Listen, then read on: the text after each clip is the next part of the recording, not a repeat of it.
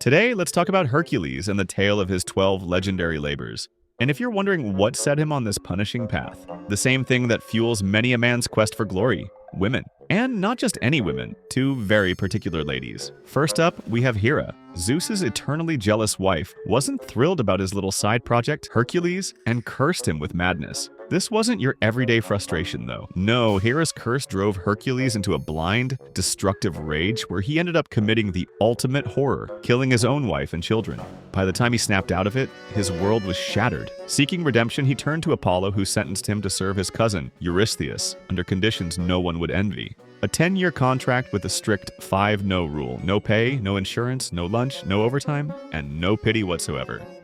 The reward? Hardship and tears. Now, if Hercules had attempted these labors in modern times, he'd probably be behind bars for 10-15 years just for the wildlife violations alone. Never mind the murder and theft charges that would land him a lifetime sentence. But back in his era, this was justice. To atone for his crimes, Hercules had to hunt down rare beasts, poach exotic creatures 5 times over, swipe a queen's belt, and swindle an elder out of a golden apple. Literally and figuratively, he trekked to the ends of the earth and even to hell itself to accomplish these impossible feats. Hercules' first task? Take down a lion, the Nemean lion, to be exact. But not just any lion. This beast was the progeny of none other than Typhon, the only brute in Greek mythology capable of trading punches with Zeus and living to tell the tale. This was no ordinary lion. It was 10 times bigger than any lion Hercules had ever smacked around before, and its hide was tougher than a fortress wall, impervious to spears, swords, and whatever other sharp objects anyone dared throw at it. Plenty of so-called heroes had tried and failed, ending up as lion snacks. So Hercules took a few days, did his homework, weighed his options, and finally concluded that there's no problem a good old club can't solve. As the showdown began, Hercules saw the lion's mouth still dripping with its last meal. He launched a volley of arrows, only for them to bounce off like pebbles against a rock. Realizing arrows were pointless, Hercules charged in, swinging his club, smacking the lion's head once, twice, 3 times, until it stumbled off. Dazed and ducked into a cave. Hercules followed, went straight for the jugular, and choked the beast out. When it came to skinning his trophy, though, he hit a snag. No blade could cut through. Athena, ever the helpful goddess, whispered a little advice, so Hercules took a hint, used the lion's own claws to slice through, and walked away with a fresh new wardrobe fit for any forest adventure. Hercules' next mission took him to Lerna, a spot between the human world and the underworld, to take down the Hydra. This creature, another spawn of the mighty Typhon, lived in a swampy cave surrounded by rugged mountains. Its breath was so deadly, it could blow away anything, even common sense. But here's the tricky part. Cut off one of Hydra's heads and 3 more grow back. Hydra was a symbol of rebirth and karma.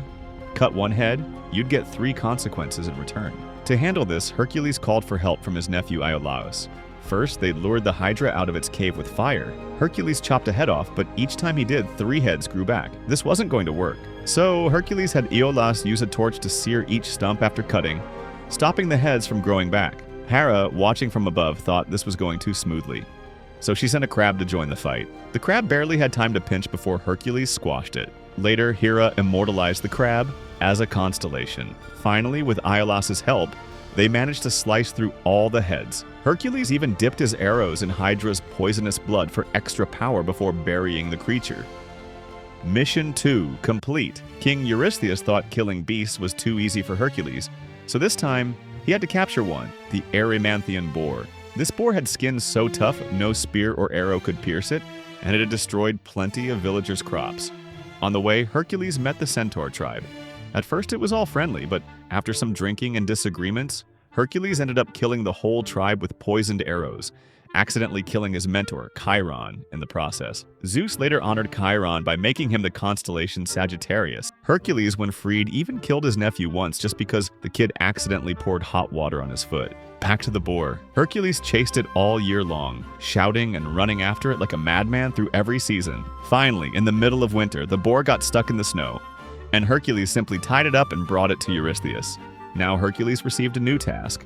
Capture another creature alive. This time, it was a giant deer with golden antlers. This deer had been ruining local crops for years, but no one dared to touch it since it was the favored child of the goddess Artemis. This mission was even tougher, as harming the deer would mean angering the goddess herself. After spending a whole year chasing the boar, Hercules now had to spend yet another year pursuing this elusive deer. He tracked it all the way to the far north, but still couldn't catch it. Frustrated, he finally drew his bow and hit the deer in the back leg, causing it to fall. Naturally, he had to answer to Artemis for this action, but she not only forgave him, she even sent him on to his next challenge, shooting birds. There was a flock of monstrous birds at Lake Stymphal, each as big as an eagle with beaks of bronze and talons as sharp as knives. These birds feasted on humans and livestock, and had a unique ability to launch their feathers like deadly missiles. To take on this challenge, Hercules needed divine assistance.